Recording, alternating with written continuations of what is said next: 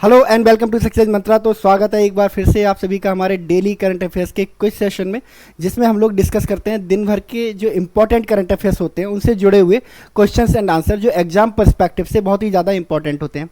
इससे पहले हम मूव करें अपने करंट अफेयर्स के पोर्शन की तरफ, जान लेते हैं अपने क्वेश्चन ऑफ द डे के बारे में जो कि स्टैटिक जीके से रिलेटेड होता है। तो आज का हमारा जो क्वेश्चन है, which among the following movement started with breaking the salt law. ठीक है, कौन सा मूवमेंट है इनमें से? Non cooperation movement, option B civil disobedience movement, option C quit India movement, option D home rule movement. यानी कि इन मूवमेंट्स में से कौन सा मूवमेंट्स है ना जिसमें सॉल्ट लॉ को ब्रेक किया गया था या सॉल्ट लॉ को ब्रेक करने से रिलेटेड था। तो अपना आंसर देंगे कमेंट सेक्शन में, जो सही आंसर देगा उसकी आंसर को मैं हार्ट दे दूंगा। चलिए तो मूव करते हैं अपने करंट अफेयर्स की तरफ। तो पहला क्वेश्चन जो है हमारा, which country has joined Asian Development Bank as its 69th member. ठीक है, तो एशियन डेवलपमेंट बैंक है ना, इसने अपना एक्सपेंशन स्टार्ट कर दिया है और एक बहुत ही इंपॉर्टेंट कंट्री को है ना अपनी ऑर्गेनाइजेशन में जगह दी है। क्या नाम है उसका? Option A Saudi Arabia, option B Iran, option C Israel, option D Egypt. ठीक है, तो किस कंट्री को इसमें जगह मिली हुई है? तो जो कंट्री है जिसे एशियन डेवलपमेंट बैंक का अभी हाल ही में मेंबर बनाया गया है 69th, वो है इजराइल। तो इजराइल 69th मेंबर बना है एशियन डेवलपमेंट बैंक का, और 20th मेंबर है ये नॉन रीजनल मेंबर्स। ठीक है, दो तरह के मेंबर्स होते हैं जनरली एशियन डेवलपमेंट बैंक में, एक तो रीजनल मेंबर्स और non regional members. Regional members like है ना जो मोस्ट प्रोबली आपके साउथ एशिया में या ईस्ट एशिया में या साउथ ईस्ट एशिया में जो कंट्रीज हैं है ना, वो उनको बोला जाता है रीजनल मेंबर्स, और जो इस रीजन से बाहर आते हैं उनको नॉन रीजनल मेंबर्स बोला जाता है। तो जो इजराइल है ओवरऑल 69th मेंबर बना है एशियन डेवलपमेंट बैंक का, और अगर नॉन रीजनल मेंबर्स की बात करी जाए तो इसका नंबर जो है 20th है। ठीक है, तो याद रखेंगे इसको। ठीक है, in the significant development for international financial cooperation, Israel has become the newest non-regional member of the Asian Development Bank। ठीक है, चलिए next question. Which state emerged as the overall champion of 24th National Para Swimming Championship? तो जैसे कि हमने कल भी discuss किया था एक MCQ में है ना, और मैंने आपसे MCQ में पूछा था कि जो इस साल जो 24th national para swimming championship है वो किस स्टेट में हो रही है ना। तो आपको बताया था मैंने जो स्टेट है जहाँ पर ये हो रही है इस साल है ना, गोवा। तो अब ये ओवरऑल कंक्लूड हो गई है, और जो 3 स्टेट है इंडिया के है ना, उन्होंने 1, 2, 3 है ना रैंक हासिल किया। तो पहली रैंक जिस कंट्री ने हासिल की है वो कौन सा स्टेट है? तो option A Rajasthan, option B Maharashtra, option C Karnataka, option D Goa. तो गोवा ने तो इसे ऑर्गेनाइज ही किया है, ऑर्गेनाइजर है। राजस्थान 3rd रैंक है इसकी ओवरऑल चैंपियनशिप में। महाराष्ट्र की 2nd रैंक है। कर्नाटका इसने 1st रैंक हासिल की है। टोटल 392 पॉइंट्स इसने हासिल किया और पॉइंट टेबल में सबसे ऊपर आया। तो option C will be the correct answer. ठीक है, तो याद रखेंगे इसको। ठीक है, 24th national para swimming championship concluded with Karnataka emerging as overall champion है ना, amassing an impressive 392 points. The competition saw a fierce battle for the top spot with the Maharashtra finishing a close second with 378 points and Rajasthan securing the 3rd place। ठीक है, तो याद रखेंगे इसे।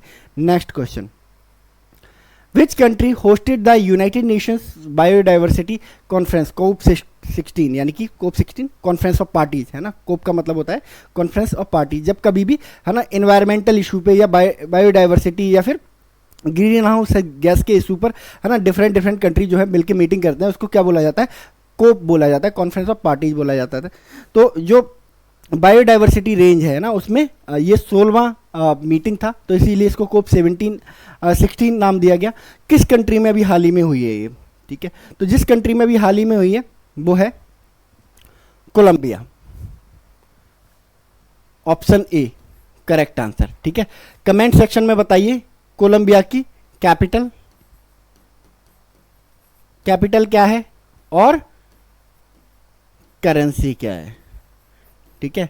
और ये भी बता सकते हो कि किस कॉन्टिनेंट में है Colombia.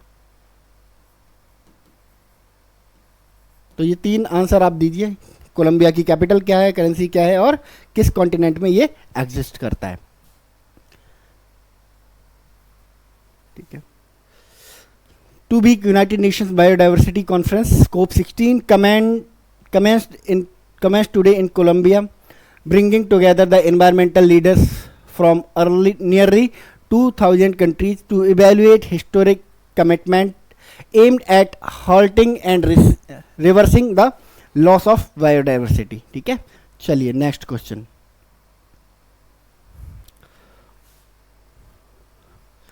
From when to when is the national learning week और कर्म योगी शपथ बीइंग ऑर्गेनाइज्ड, ठीक है। तो ये अभी हाल ही में ये इनिशिएटिव शुरू किया प्राइम मिनिस्टर मोदी ने, कर्मयोगी शपथ नेशनल लर्निंग वीक, है ना। और इसका मोटो ये था कि जो आम लोग हैं, आम सिटीजन्स हैं, है ना, सिविल सोसाइटीज़ हैं, वो भी गवर्नमेंट में पार्टिसिपेट करें, है ना, अपने सजेशंस के थ्रू, अपने आइडियाज़ के थ्रू, ठीक है। तो एक पूरा नेशनल लर्निंग वीक, है ना, आयोजित किया गया इसके लिए। और ये लर्निंग वीक किसके लिए था? मिनिस्ट्रीज के लिए, एडमिनिस्ट्रेशन के लिए था।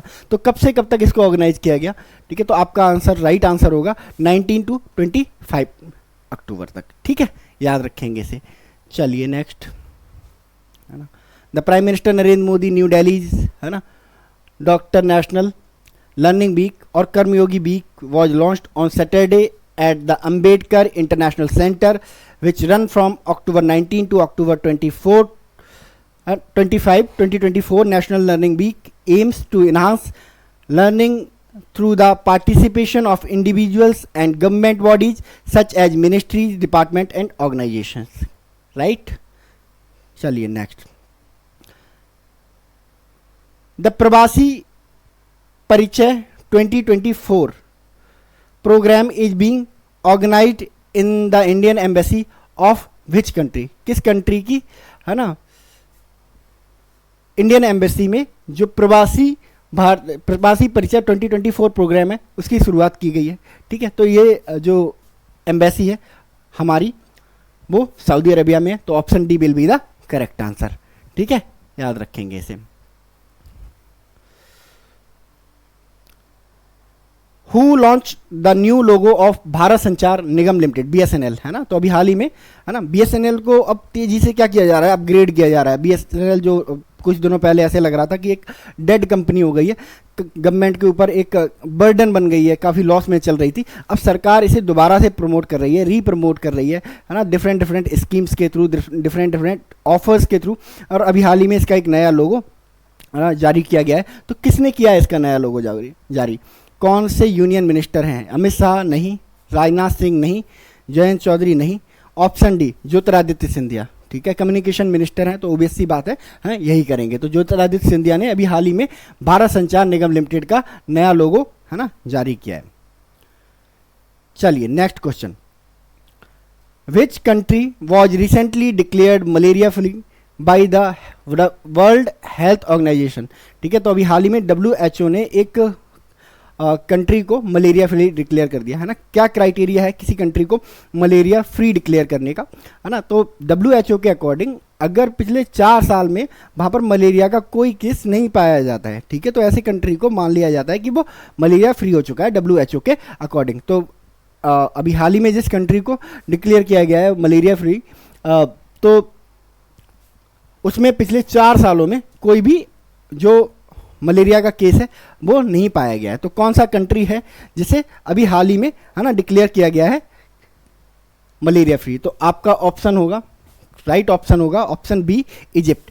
इजिप्ट को अभी हाल ही में मलेरिया फ्री डिक्लेयर किया गया है और इस साल ये दूसरा कंट्री बन गया है, सेकेंड कंट्री बन गया है to be declared as malaria free country. इससे पहले, है ना, अभी साल के शुरुआत में ही, है ना, कैबो वर्डे एक अफ्रीकन कंट्री ही है ना, इसको भी मलेरिया फ्री डिक्लेयर किया गया था, ठीक है। चलिए नेक्स्ट,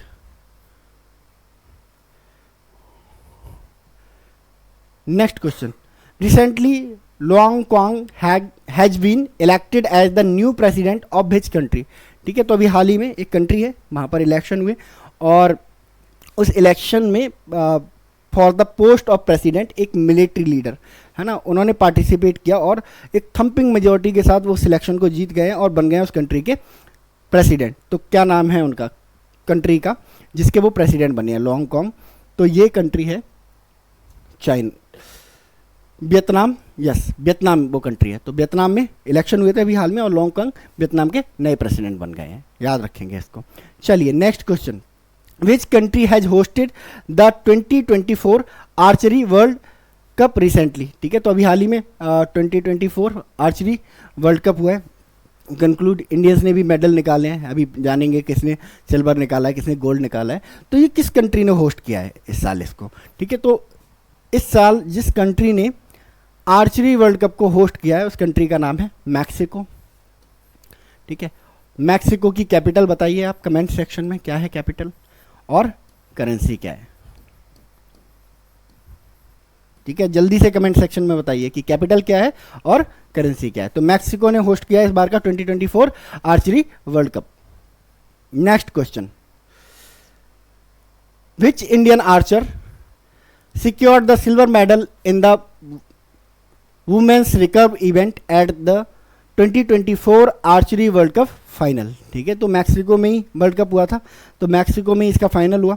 एंड इंडिया की कौन सी आर्चर हैं जिन्होंने है ना सिल्वर मेडल जीता इस वर्ल्ड कप में। तो इनका नाम है ना, बहुत फेमस है, 4 टाइम ओलंपियन है ये, और इनका नाम है दीपिका कुमारी। तो दीपिका कुमारी ने जीता है सिल्वर है ना at archery World Cup final. ठीक है, चलिए नेक्स्ट,